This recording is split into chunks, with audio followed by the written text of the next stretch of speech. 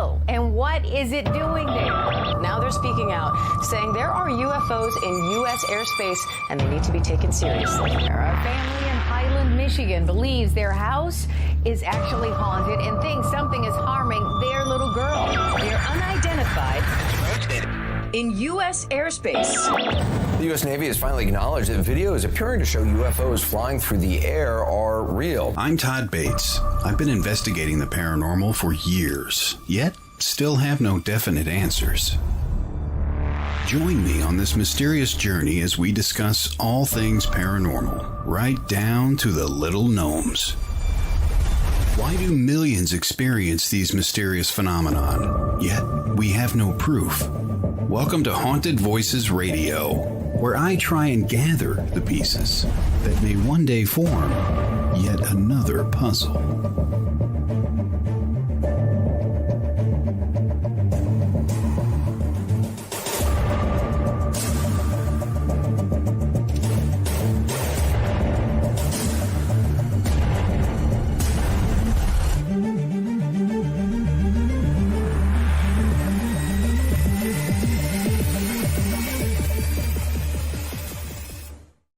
And good evening, one and all. Welcome, Haunted Voices Live, right here on Sacred Spiral Network. Be sure to check them out, sacredspiralnetwork.com.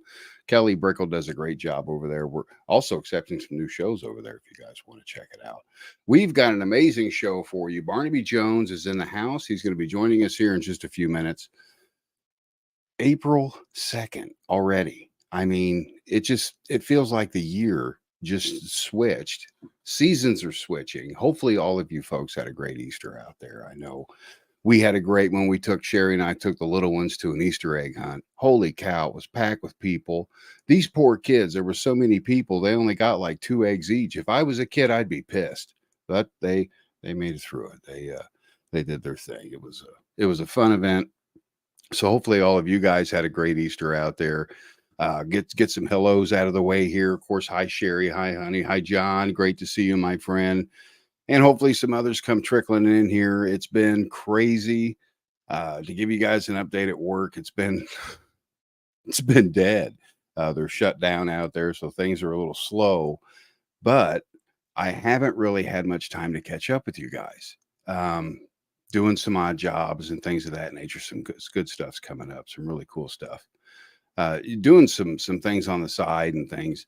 So I do apologize for not keeping in touch with you fine folks and everything. It's just, it's tough. It's just tough juggling everything, but it's a lot of fun. It's, I got to spend time with my Sherry as well. You know, you got to budget your time, people. It's important that you don't just waste it. You try and budget it the best you can because hell, life's short.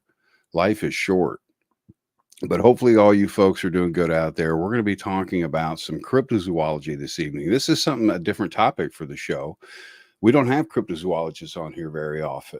I'm not very versed in the field whatsoever, and Barnaby is one of the best to. I've learned a lot from him already, and he's going to fill your minds with some amazing knowledge coming up here, folks. We're going to talk about his new shows, his book.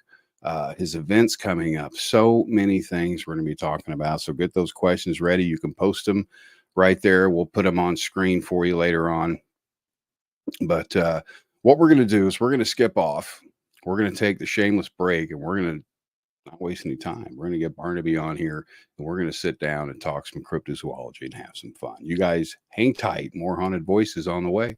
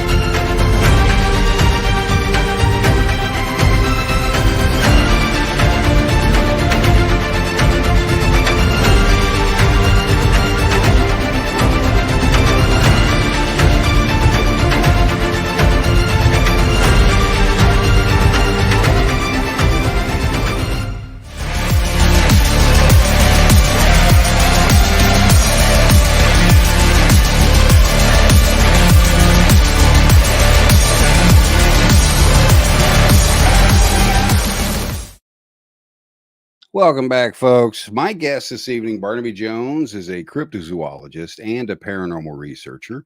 He is the founder and lead investigator of Cryptids, Anomalies, and the Paranormal Society, CAPS, as they call it, based in Wisconsin. Barnaby is the host of Whispers of the Dark podcast and Monsters on the Edge on the Untold Radio Network. He has also appeared on numerous podcasts, including The Morning Show on WPR, and spoken at libraries, conventions, and conferences all over the U.S. This man is nonstop when it comes to conferences. He's probably hit them all. Now, you can also see the CAPS team on their YouTube channel and their series on the Trail of Undiscovered Beasts on PARAFlixx Paranormal Plus streaming service, which is awesome. I've seen a couple episodes of that. It's awesome to check out. So without further ado, let's talk to Mr. Barnaby Jones. Barnaby, how are you? Good evening, Todd. How are you? I'm doing great. Welcome to the show. It's great to have you. Cryptozoology, my friend. This is a big field. Yeah. This is huge, and over the years with the paranormal, the ghost, and you've combined the two, which is cool. Some people don't. You do. Why cryptozoology? What got you started? Is it a love of animals? What is it? Absolutely. I grew up going to zoos and all over the US and stuff, and I've always been interested in animals, and it's just taken it. I always wanted to be a zoologist or a zookeeper growing up, and Yeah. it's statistically harder to become a zookeeper. Like there's fewer jobs. It is easier to become a football player in the NFL because there's a higher turnover of players and stuff. And I just never went to school for zoology, and life went on, and I ended up doing a lot of paranormal stuff and owning a haunted house attraction in a haunted building and having all these experiences there. And then I met an amazing guy by the name of Craig Salk, who had Hyden Adventure, which is this Bigfoot property in Upper Michigan. And I found out that these creatures are right here in Upper Michigan, right here in Wisconsin, Illinois, Minnesota, all over the United States. And when I found out that I could go Bigfooting in, pretty much your own backyard here in Wisconsin, then it opened up a whole new realm of going out and looking for these things. And it snowballed from there. And I started CAPS, and the whole cryptozoology and paranormal and anomalous all rolled into one. So It's amazing. And that's cool how it all just snowballed like that. Mhm. And you put a team together. And just the other week, we were talking about investigation teams, starting them, what to do, what not to do. Real quick, putting a team together isn't easy. If you could share some tips and tricks on, what's the word I'm looking for? Filtering is kind of harsh. Yeah. Filtering the people and finding the right fit for your team. Is there any tricks or anything you have to do that, or to hold one, keep one together? Yeah, absolutely. I mean, we have an amazing team here at CAPS right now. There's about 10, 15 of us on the team at any given time, and each person on the team specializes in a specific area. And in doing that, it allows the entire team to come together for different projects without having to be an expert on everything. We can reference each other and each other's knowledge bases and focus on our own areas of study and still learn from each other and learn from the experiences that we have as a whole. We constantly have people wanting to go out into the field with us and become part of the team. And when whatever you're doing, Bigfoot, paranormal, UFO, what have you, you don't need 50 people out there in the field doing it. No. And if you just have warm bodies out there doing this, you're not really getting the research that we want for CAPS.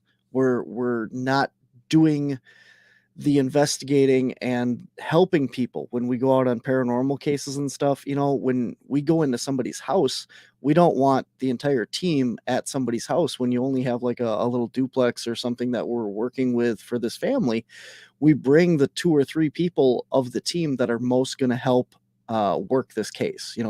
For if there's lights and stuff turning on, we bring the skeptical and the tech people, because they're the ones that are going to debunk your faulty wiring and your other things that may or may not be happening. If there's a loved one or something that you believe there, we bring in the mediums and the psychics that can communicate with the other side to help bridge that gap. And so we have a very tight group of people with different specialities that can work each individual case.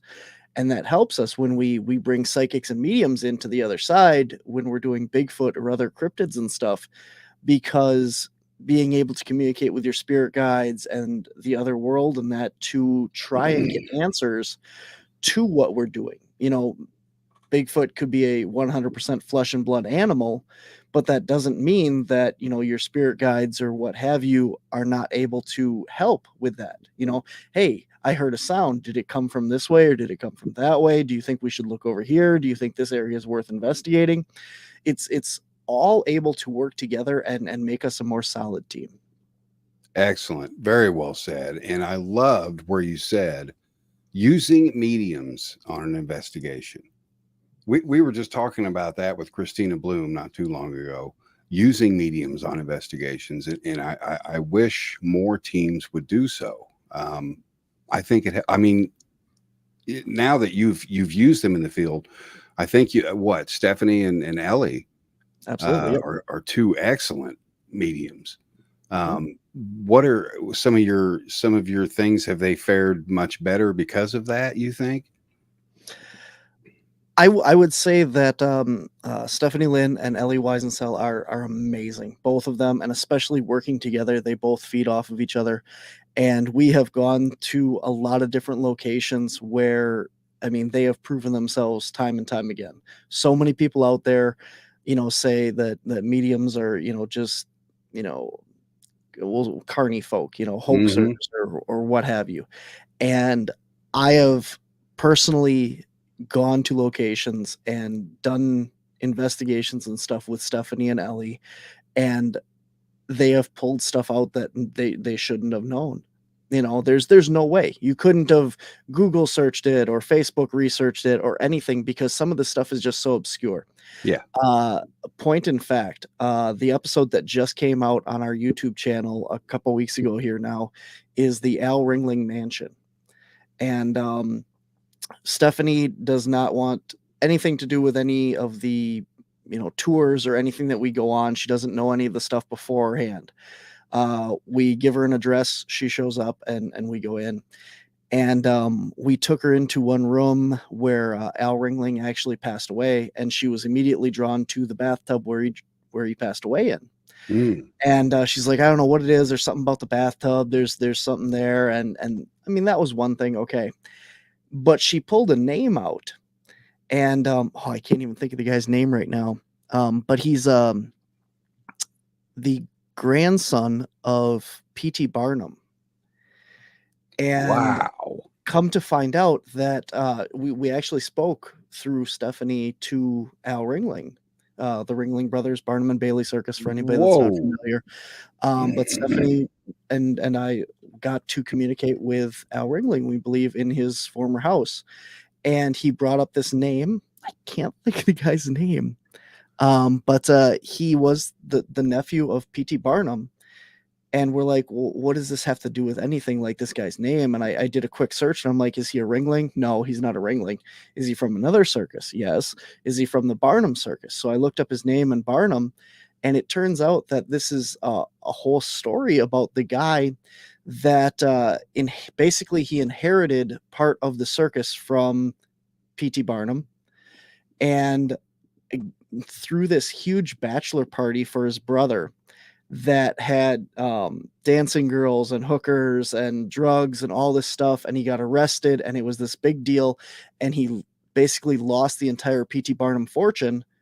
And that's what allowed Al Ringling and the Ringling Brothers to swoop in and purchase the Ringling Brothers, or the Barnum and Bailey Circus. Oh, really? And it was so cool standing in Al Ringling's bathroom.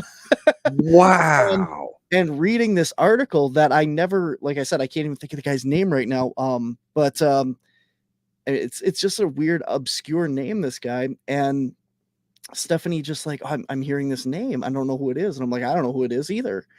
And we put this whole story together and looked it up and everything. And it's, this is what Al wanted us to know. He's like, this is to prove that he was who he was. And it's just amazing stuff like that. That's Is incredible. I mean, try getting that on a cassette recorder. Good luck. I mean, that is something that you can, hi, Courtney, that is something you can take away from there just as much as you would a recording or a photograph or something. That's information, you know.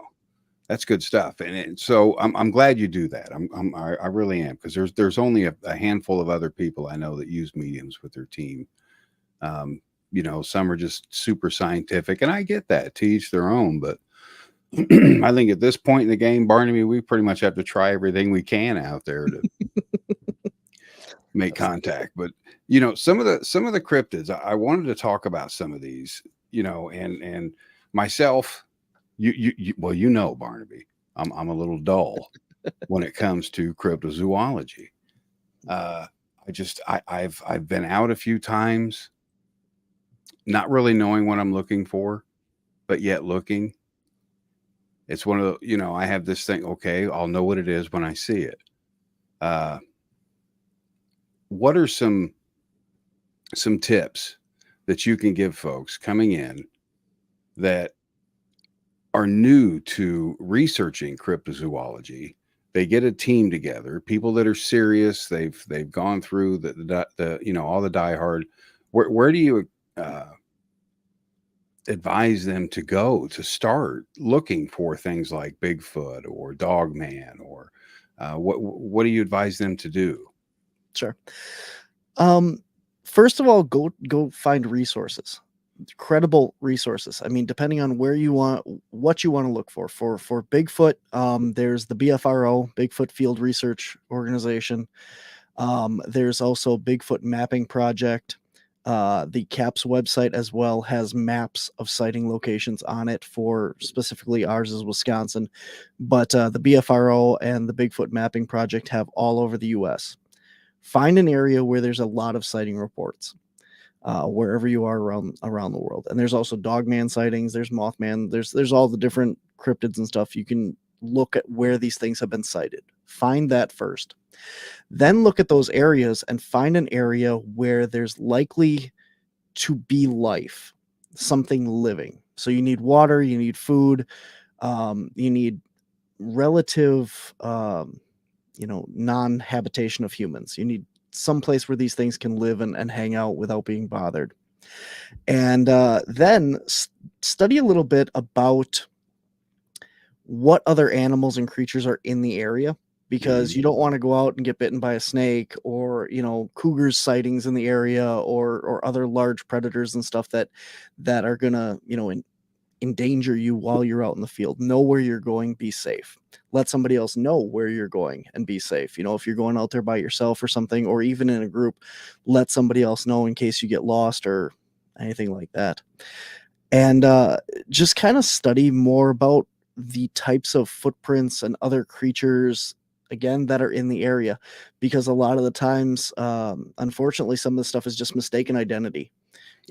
Know if there's bears in the area, know if there's, other large creatures or wolves or any of that stuff, so that you can narrow that down and know what animals are out there. Yeah, Linda's asking here real quick, do you have any specific places you'd recommend? A lot of the times when we do our research, anytime we get a sighting report, we'll look for water. And anytime that you find water, specifically flowing water, you have a lot more life. So that is someplace that we would focus on our research in a specific area. So we've looked into Mountain, Wisconsin, and we look along like the Pelican River there. We've had a lot of reports in that area. Mountain, Wisconsin, we look at water sources in that area. Different areas that we've gone out. There's a lot of reports down in southern Wisconsin, like the Kettle Moraine area. And, just look for where there's been a lot of sightings and where there's water, because all animals need water. So even if they're not living around the water, the chances of them coming down there are pretty good. And again, at the edge of the water, you have mud. So the nice thing about that is anything that comes down to get a drink out of the water is going to leave prints, and you can see what animals are there. Even if you're not going to find Dogman, Bigfoot in that area, you can see, are there deer footprints? Are there wolf, bear, coyote, any kind of animal prints at all? And you can start to get an idea of what other animals are in the area.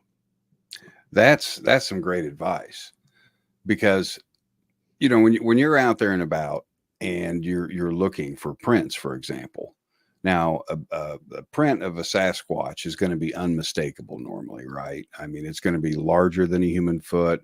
Sometimes you get a partial, and sometimes it's the same size. What are some things you look for with that? I mean, you're out there looking for prints.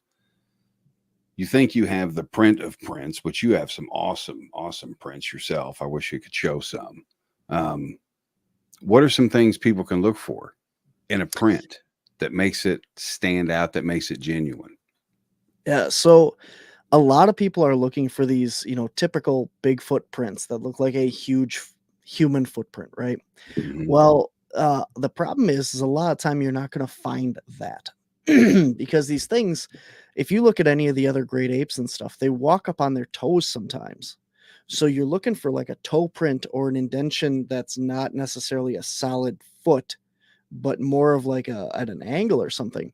And a lot of the great apes and Bigfoot have been reported like going down on their knuckles as well. So a lot of people don't look for those.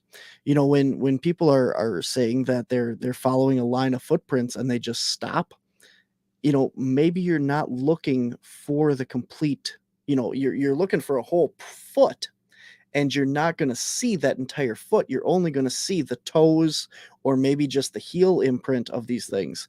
It depends on how they're walking. Take a walk out on a sandbar or something barefoot and see how your foot leaves impressions in that sand, and run across the sandbar. Walk on your toes, walk on your knuckles on all fours, and look at how those look. Because a lot of times, like I said, you're not going to see the typical footprint. When you're seeing a basic footprint like a humanoid footprint, the way you can kind of tell if it's a Bigfoot or a human, a lot of times with your human, you have the side of your foot is kind of cut out right there, right? Right. So you kind of have that big arch of your foot. Arch, yeah. Well, typically you don't have that in Bigfoot because it's a solid round, just flat, right? Now again, not all footprints are the same. You can have it with that, but a human print is going to have that curve out of it. The other thing is Sasquatch, the toes are in a straight line across the toe of the foot and not at a curvature. So humans kind of go down like this. Bigfoots are solid straight across the top. Okay. So that's kind of basic stuff. But and again, that you can have a Bigfoot that is curved like that. It's just all how in the foot impacted the sand or the mud or whatever your substrate is that these things are walking in. So your prints are not going to be that pretty footprint that everybody is thinking they're going to be. It's going to vary. And, I like how you pointed out to look for the weight carrying on the front like that. That could be a big identifier right there. It is a big identifier if you're out there looking. So that's something someone like me would just walk by. We just walk by. But now I've been educated. So yeah, there's a lot of different things with cryptozoology. There's a lot of different cryptids. Now, some of the main ones that I've heard of course, you of course you taught me about the hodag. Yes. There's Sasquatch and there's the skunk ape. Now that's down in Florida, right? Florida, That's yep. what. Then you have the Dogman. Now this is one that I hear a lot of horror stories with this. Like this one's a little cranky. I like this. Tell us about the Dogman and what this is all about. Absolutely. So Dogman has been sighted again all over the world, all over the United States, over in Europe, England. mostly a lot in like Wisconsin. We have the Beast of Bray Road here, the Michigan Dogman as well. It's pretty much your average Dogman sighting is going to be what people consider like werewolf type. Standing on two legs, the broad shoulders, very muscular, pointed ears, typically werewolf looking. But there's kind of three different types of Dogman. There's your typical werewolf type. Then there's one that has been reported that's more like a hyena, where they have the hump on the back. Ooh. And then you have more the ones that kind of look more like Anubis, with the black, long nose, pointed ears. And the Dogmans are very broad. I mean, there's so many different reports and sightings and stuff like that there's a lot of gray area. I mean, with the Anubis type creatures and stuff, people are seeing them in their homes, like at the foot of their bed. They'll wake up and they'll see this Anubis creature standing at the foot of the bed. Oh, I'd flip. Some of the werewolf type ones have been reported in 2 dimensions. So basically look like a big black wooden cutout or a shadow, but just flat. And the lady who made this all come to fruition here in Wisconsin and coined the term Beast of Bray Road, Linda Godfrey, wrote about several of these encounters with these 2-dimensional creatures. That people have reported seeing them standing in like cornfields and stuff. And then there's definitely the people who have had encounters with, flesh and blood creatures of this type. So it's really hard to pin down this. Taking a step back here for cryptozoology in general, basically cryptozoology is, just zoology, except people have put this special term to it. But, back in the 1930s, 1920s, before that, all cryptozoology is just zoology, because all these species that we don't have a scientific documentation of would be a cryptid. The lowland gorilla, the platypus, the okapi, Komodo dragons, giant pandas. They were all very recently, within the last couple 100 years, were actually documented and officially coined as animals. Yeah, the squid too, the giant squid. Mhm. Absolutely. Yeah, they just found that. Yeah. I mean,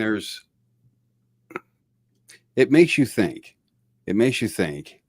And Linda's got a question: Are dogmen and shapeshifters related? That's a very good question. Again, that goes back to what are they? Because you have the skinwalker type creatures. You have a lot of the indigenous folklore in that, of these different shamans being able to shapeshift, and that a lot of the people that report dogman, we'll just call it grouped as one, like dogman creatures. There are very few people that report the typical werewolf transformation. So you just see a dog.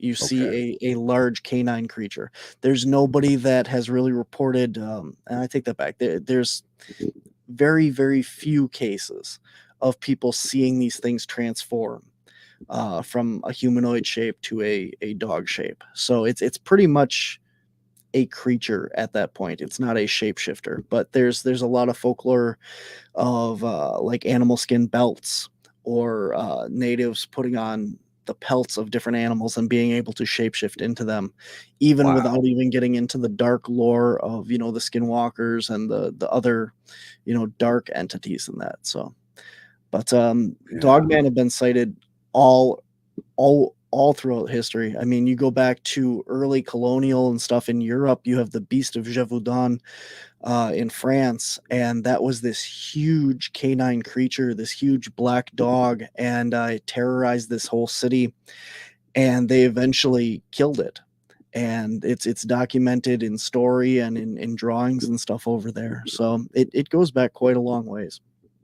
Man, the lineage with it. I mean, it's crazy how it goes back all that way, yet we still have no tangible proof. Tons of sightings, tons of documented sightings. I think it's time to come together and just go out and find this thing and see what's going on. I mean, because that's been going on for years, Barnaby, werewolves and such. Me personally, I it's legitimate to me because there's been too many sightings where it can't be made up. Too many people have seen similar things and described similar things. It just doesn't add up to be wrong. I just don't know why more people don't take it more seriously, I guess, is what I'm saying, because there's a lot of information out there, a lot of documented information. It's just all these people are blowing it off. Well, that's just it. That's where I was going with the cryptozoology thing itself. Is there's so many of these animals that cryptozoology could recognize. Like you said, the giant squids and stuff like that. Mm-hmm. You have Bigfoot that falls into a very solid cryptozoology path, being that you have other, relic hominids, Gigantopithecus, other giant apes, the megafauna and stuff of the past. You have a fossil record, you have a proof in the pudding of these things existing. Your flying reptiles, your Loch Ness monsters, your lake monsters. You have these fossil records, this history to show that these animals did exist at one time and they still could exist today. Now, when you talk about creatures like the Dogman, there's nothing there. There is no evidence of an upright canine species. There are no real evidence of a dog species that is this big. So, Yet. Exactly. Yes. Yeah. And then, you have things like the Mothman and stuff like that fall into this more supernatural aspect, because again, you don't have a physical representation of these creatures existing in the past. So then it comes apart. Well, where did this thing come from? Because almost all the other animals on the planet, some of them, get kind of really weird and stuff, but they have relatives. There are other animals, like even the platypus, as weird as that animal is, you still have other animals out there, the other marsupials of Australia, where you can say, okay, well, this animal has a pouch, this animal has a pouch, so they're all kind of related under that little group. But a lot of these other creatures that, people bring up and talk about, there's just nothing to link them to anything. And that's why people throw them into this interdimensional or extraterrestrial or paranormal realm, because they just do not fit in the modern understanding of what science is. And that's a good point. That's a good point. I kind of want to take you back to that before we get into some of your goodies that you have and provide for other people. Interdimensional. I mean, you have good theories for both, really. It's tough. What do you think, Barnaby? Do you think Bigfoot just kind of disappears into a fourth dimension somewhere, or, something such as the Yeti just kind of has to appear and reappear? And do you think they're interdimensional, or do you think that's possible? I think it's possible, yes. I don't think that Bigfoot or any of the Yetis or any of that stuff of that grouping is interdimensional or anything. I think that they are an ambush predator, which allows them to camouflage very well, know their surroundings very well. And as we talked about earlier with the footprints, these things are 7 to 8 feet tall. Their foot stride is 5 feet. And that's the other thing. When people are looking for footprints, they see one footprint here and they assume that because when they walk, their next footfall is only 1.5 feet, 2 feet away. Well, these things have 5 feet in between each footprint. So when you're looking for a footprint, you're saying, oh, there aren't any more. Well, there's 1 foot here, and then there's a toe print 5 feet up. Well, then your next footprint is not for another 10 feet.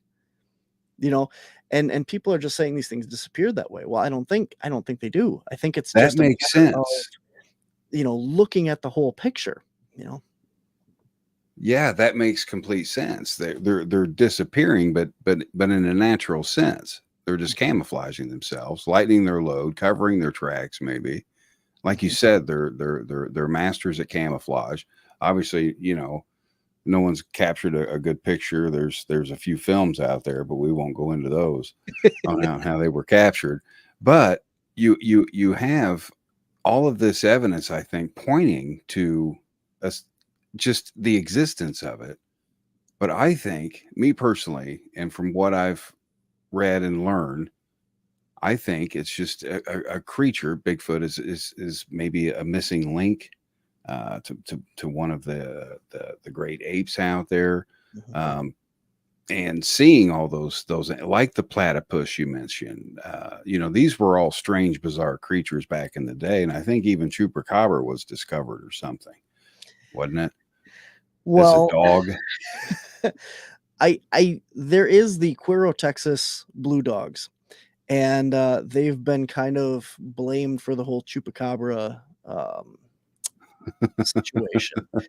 But so that's a pretty good example here, because we found this brand new species. Zoology has discovered a new species, and that would be a hybrid of the Mexican wolf and the now you're putting me on the spot here. Mexican wolf and the coy dog. I can't remember what the hybrid is, but there's two different Mexican species that are down there, and they bred and they created these blue dogs. Now, this is a brand new species. It is now classified, but the thing is it's still a canine. And let's look at the original facts of the chupacabra, which is the Mexican goat sucker, originally seen in Puerto Rico and then in Mexico and then up into Texas. These attacks of animals, chickens, goats, sheep, all being completely drained of blood with a puncture wound on the neck, kind of vampiric, right? Hence the name El Chupacabra, or the goat sucker.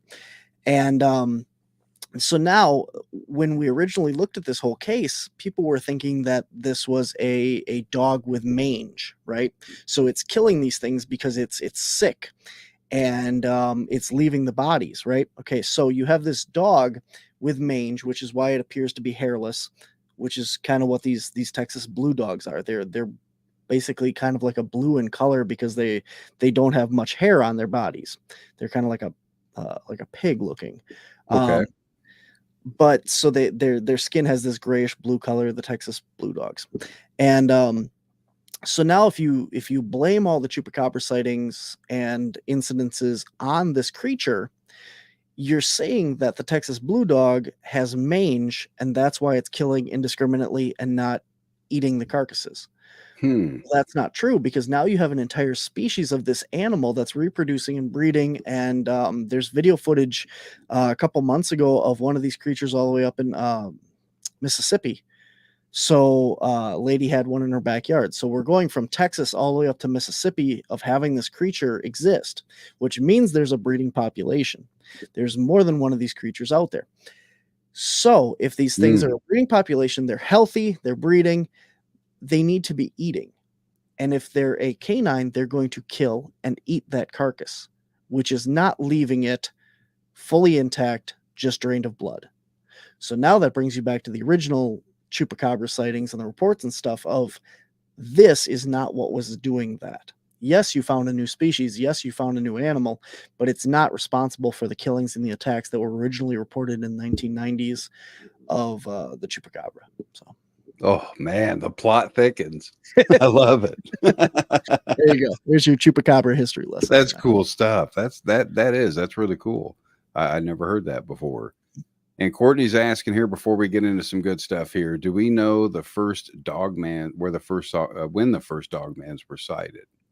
Yeah, we talked about that. That was the Beast of Gévaudan in France. Okay. Yeah. Okay. As far as like in Wisconsin though, it goes back to the early 90s and stuff, was when there was a car attacked on Bray Road. There was scratches all down the side of it. And the newspaper wanted to do an article on it. So they gave it to their local, what do you call a newspaper article writer? Journalist? Journalist. There you go. Oh. Named Linda Godfrey. And Linda Godfrey went out and she started looking into this, and she went to animal control office and she said, do you have anything about a dog that, attacked a car? And he goes, oh, you mean the werewolf file? And he literally drops this whole file of reports on his desk and he goes, here, it's your problem now. And that's how Linda Ooh. Godfrey got started with the whole Beast of Bray Road case and looking into all this. But there was that one case of the dog that chased this car down Bray Road and then left scratches on it and everything, and that's what brought it to light. And then Linda started looking into it, and there had been a ton of reports prior to that, and obviously since. So for Wisconsin, it's pretty much brought to light in the early 90s. But Man, but it obviously goes back farther than that. So. way farther. Yeah. All right. Now you've got, oh my goodness, so much going on here. We've got just a little bit of time here to cover it. But let me get this going here. Your podcast, your new podcast. I want to talk about that coming out. Absolutely. Let me get this up here. See if I can get this to work. There we go. Beautiful. Yeah. Now this. So I've been hosting Monsters on the Edge every Monday. It airs brand new episode every Monday from noon to 1 p.m. Central Time, and then you can get it on syndication on the Untold Radio Network. And the Paranormal Spectrum, is my brand new show on the Untold Radio Network. It debuts this coming Thursday. Nice. It'll be 10 a.m. live on the Untold Radio Network, and that's Central Time. And we are going to cover everything paranormal, from UFOs, aliens, demons, ghosts, interdimensional creatures, you name it. So anything that you're not getting on Monsters on the Edge, which is all furry and fuzzy creatures and scaly and lizardy things, and anything with, a pulse and blood, the Paranormal Spectrum is going to cover everything else in between, as well as the links between them, talking about the UFO Bigfoot connection, and you name it. So the first episode this Thursday, we're going to be talking all about everything that's been going on in Congress right now, in the US and even down in Mexico with the UFO cases, and all the stuff that's been going on with that, and disclosure, and where we're at with all the alien and unidentified aerial phenomenon and bodies and crash retrievals and all that stuff. So Nice. that'll be this Thursday at 10 a.m. So. Man, well, thanks for setting that up. That sounds freaking awesome. I'm gonna check this. I'm gonna check it out for sure, because I'm up at 10 a.m. Well, you'll have to come on then. There you go. Yeah, it'll be a lot of fun. Absolutely. I know it's so cool that there's something new out there, and it's going to cover the gambit, which it needs to. I know a lot of shows focus on single topics and things, but the paranormal is just so damn broad. It's a spectrum. It's huge like that. And then yes, what we got going here? We have a brand new presentation for the first time. Ma from Caps, she's going to be taking the stage with me. We are debuting a brand new presentation in Brainerd, Minnesota, next weekend at the Baxter, Minnesota, at the Brainerd Metaphysical Conference put on by Metapara Pro Promotions. It's going to be a great event. It's a 3-day event, Friday, Saturday, and Sunday, next weekend. And this is going to be at 10:30 on Saturday. Myself and Ma are going to do the past 5 years of all of our stories and travels, and everything from Bigfoot, UFOs, Skinwalker Ranch, all kinds of stuff that we've done. And it's going to be a lot of fun, a lot of videos, a lot of audio footage and stuff that you may have never seen on our shows and stuff. So it's going to be a whole bunch of fun. And after this weekend, then it's going to go on tour. We're going to be taking it to libraries and other stuff as well. So we're going to have to do, I see a 2-hour special coming up with you and Ma and Rez. Yeah. I see this in my future. I'm as sensitive as a brick, but I see it coming. No, this is cool, because you're active in the community. You're doing your thing. You're not letting the drama and all the shit get in the way. You're making things happen, and I respect you for that. So thank you. Absolutely. And then this is your current show on the Untold Radio Network, Monsters on the Edge. Every Monday. Every Monday when? Every Monday, noon live, Central Time, and you can get both the shows as well as several other Bigfoot and cryptid shows on the Untold Radio Network. It's run by Doug Hychek. He is the producer of Monster Quest. For anybody listening to that or familiar with the show, and he's working on. Got it going on. Absolutely, yeah. Awesome. It's good stuff. Now, the traveling exhibit. Absolutely. I want to hear about this. Absolutely. So yeah, so debuting at the we'll get to that. I think you got another graphic for the convention, right? Yeah, I think so. Yeah, we'll get to that then. In 2020, we met, or actually 2019, we met Craig and Barb Salk, the owners of the Hyden Adventure. And the Hyden Adventure is 80 acres of private property in Upper Michigan. And it was featured after finding a series of 3 game camera photos that show a Bigfoot on his property. He sent them into Finding Bigfoot. Finding Bigfoot came out and investigated the property. And ever since then, Craig opened up the property for people to come see the evidence, hear the stories, share their stories. And we met him in 2019 and got the amazing opportunity to investigate the property with him in all of 2020. Craig was diagnosed with thyroid cancer in October of 2020 and passed away in April of 2021. And so his wife, Barb, just didn't want to continue running the Hyden Adventure. He did the tours. She just kind of ran the gift shop and stuff. And the CAPS team kind of still doesn't research and investigating up there. And we just don't have time to run the thing like he did, right? So we came up with the idea to take all of his displays and turn them into a traveling exhibit. Yes. So starting at the Menominee Bigfoot Convention on June 1st this year, the Hyden traveling exhibit starts, and we'll be traveling the country. We have a couple more dates coming up. We're going to be at Squonkapalooza in Pennsylvania coming up in August. And I think there's one other location that we got so far booked, but it debuts June 1st, and there's a scale model diorama of the property. You can see where everything took place. You can listen to actual audio that was recorded on the property. You can see a footprint cast that was taken on the property. You can feel it, look at it, see how big it is.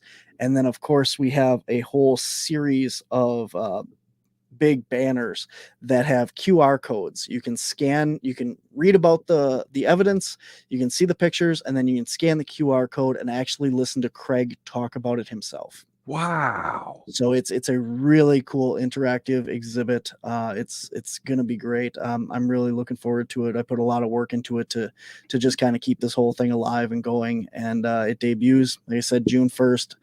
Menominee Bigfoot and Paranormal Convention. So that is fantastic. Way to go on that, man. Putting all that together. I bet that was some work, but yeah. You got it. Absolutely. That's awesome.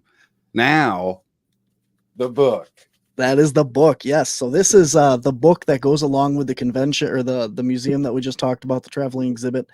This is co-authored by Craig and myself. Craig wrote the first book, which was locally published. He just sold it at the Hyden Adventure. And he was working on the second book when he passed away. So this is his first book. His second book, which is completely finished being edited, and I finished writing because towards the end of it, it was all like our research anyway. Mm-hmm. And then the third book in there is everything that we've done on the property since he passed away. So there is 10 years of research, documentation, evidence, pictures, stories. It's full color. It is big. It's like a coffee table book. This is the actual one. You can see how big it is. Oh yeah, so it's a full book. It is 200 and what does it say? 248 pages there, all full color. It's an amazing book. It's available on Amazon. Bigfoot is Hyden, Hyden, and you can also get it on the Wisconsin Caps page if you'd like an autographed copy. So I love the title. Mm-hmm. I mean that's catchy. That's just damn catchy. Craig named his Bigfoot Hyden because Bigfoot is always Hyden. That is so cool. It's good. And you know, that's out there. And you folks, you said it's on Amazon. Mm-hmm. Yes, it is. And it's only $35. It's a huge book, folks. It color. I mean, book, good luck finding a lot of books with color these days. Yeah. That's good stuff. Now, there it is. The big event. That's it. Menominee Bigfoot and Paranormal Convention, May 31st. Myself and Rich Daniels are going to be leading an expedition onto the Hyden Adventure property where it all took place. We're going to take you out there at night, and we're going to tell you some stories. Rich Daniels actually had a sighting on the property. My mom has actually had a sighting on the property. So myself, Rich Daniels, will be leading groups in onto the property and take you around, show you some evidence, take you out there, and you never know what's going to happen. We might have an interaction. We've had all kinds of stuff happen out there. And then the next day, June 1st, Chad Lewis, Doug Highcheck, Rich Daniels, and myself are all doing presentations. You can hear all kinds of cool stuff about Bigfoot and the paranormal, and Doug Highcheck is going to be doing a presentation on Sasquatch Legend Meets Science 2 and all the cool science and stuff that he's got going on right now. That night at 7 p.m., Angela Zabel is doing a psychic gallery reading as well. Tickets are $15 in advance on our website, wisconsincaps.com. And otherwise, they're $20 at the door. The Bigfoot hike and the gallery reading are separate tickets. So, and then there's vendors too. So, man, I wish closer. I wish I lived closer, and two, closer. I wish I could drive. Coming soon, though. There you That's go. coming soon, and I'll be heading up there because I got to hit like Broadhead Manor in that area and some other places and stuff. So I'll be up there, and hopefully we can get together and get out and do something. Or if you're up to traveling down here in the area, we'll see. We'll see. We got to work that out yet because there's been some things happening down here, and you'd have to connect with our local. I'd get him to join us. His name's Jason Snyder. He does something similar. He feels the paranormal is all encompassing. Everything's thrown in the mix. The only thing he doesn't do is use mediums on an investigation. So this could be interesting. Maybe he doesn't know any good ones. You'll have to introduce him. Yes, I think that's what it is. Around here, that's it. Around here, no one's seeing much around here. Endorsement. Yeah, there you go. small town psychics. They go to the bigger cities. I think the bigger towns. I don't know. They don't have the little wagons anymore like they used to. Stephanie and Ellie, they got to get a wagon and come out. They'd love that. Hi, Michael. How you doing, Ane? How's it going? And in Resnick, of course. Resnick says it's an amazing read. Rez has been out there. He's in the book. Rez is in the book.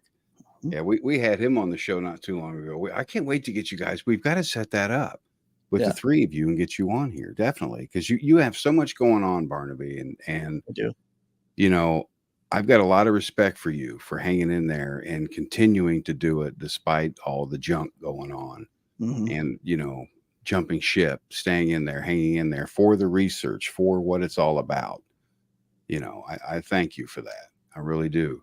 And I'm sure the audience does as well, because I've just seen so much here lately in the past few weeks anyway. People bailing left and right. Don't know why. It's getting rough out there. I mean, like I've switched. I have a private Facebook and a public Facebook, and my public Facebook is all cryptids, paranormal, all that stuff. Like it's all that. Yeah. And my private is, my personal interests and stuff, and I've spent so much time on my public one doing this stuff that I've actually switched back to the other one because I can't even take what's going on right now. Yeah. It's insane. Like, just it is so much drama. Like, focus on the research. I just and I don't know why. Instead of focusing on film crews and followers and things, focus on the research. Stay on the path. It's a beaten path. We've all just stay on the damn trail and keep going forward. It's just this community is a great community. It really is. It helps a lot of people, and it's got problems like every other community does. And I think it's all going to balance out in time. It's all going to come out in the wash. It's like everybody has their own opinion, and I think that's the problem, is people are getting upset at opinions. And until we have a 100% answer, or even a decent answer on what any of this stuff is, what Bigfoot is, if it's interdimensional, UFO, who cares? Focus on what you're researching. You know, if you think it's an interdimensional being, then go out there and look at the interdimensional being. And who cares what the people think that it's flesh and blood? That's their opinion. You don't need to put them down. You don't need to prove that they're wrong or right. If you're right, and it is what you think it is, paranormal, and this is anything, not just Bigfoot, just paranormal, extraterrestrials, aliens, demons, whatever you're interested in, focus on what you want. Focus on your research and going down your path. And it doesn't matter what the other person is doing. It doesn't affect you. It doesn't hurt you. Because if you're serious about what you're doing and what you're researching, your work will speak on its own. Beautifully said. Very well said. And that's so true. Just focus on yourself. Don't worry about the others. You know, they're few and far between. There's plenty of room for us all, but for the love of God, communicate.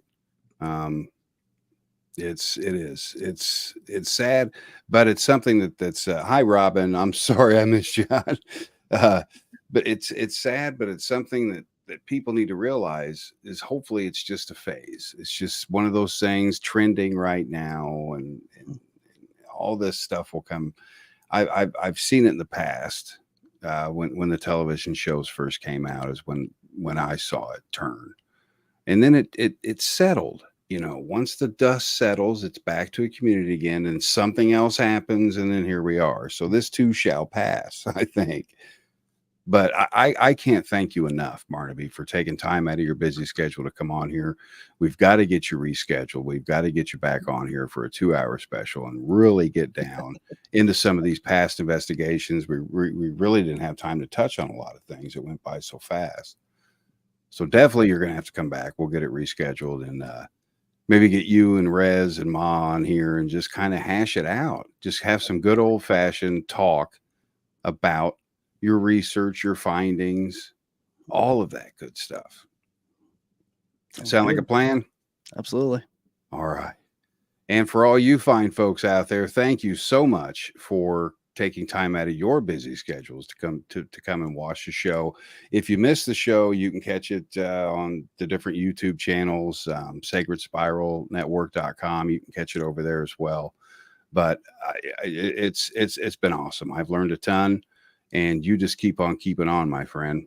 I mean, it's you're moving and grooving. You are moving and grooving, doing the right thing. Now, you too, man.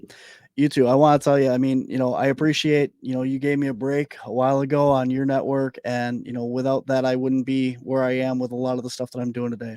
So I really appreciate that. And I'm so glad that after everything that's been going on and that you're back on the air and everything's going, and you seem like you're doing great. So I'm really happy for you as well. Thank you. And I'm loving it. I'm absolutely loving it.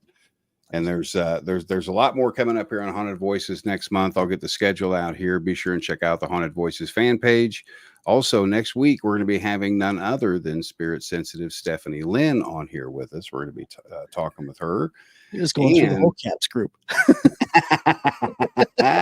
we're going to have a lot of fun next week. Be sure and join us, folks, if you can. We'll get the event up here in just a little while. That way you can start clicking your little invitations and all that fun stuff. So from all of us here at Sacred Spiral Network and Haunted Voices, you guys have an amazing week. Take care, everybody. And Barnaby, thank you, my friend, very much. Absolutely. We'll see you. Have a good night, folks.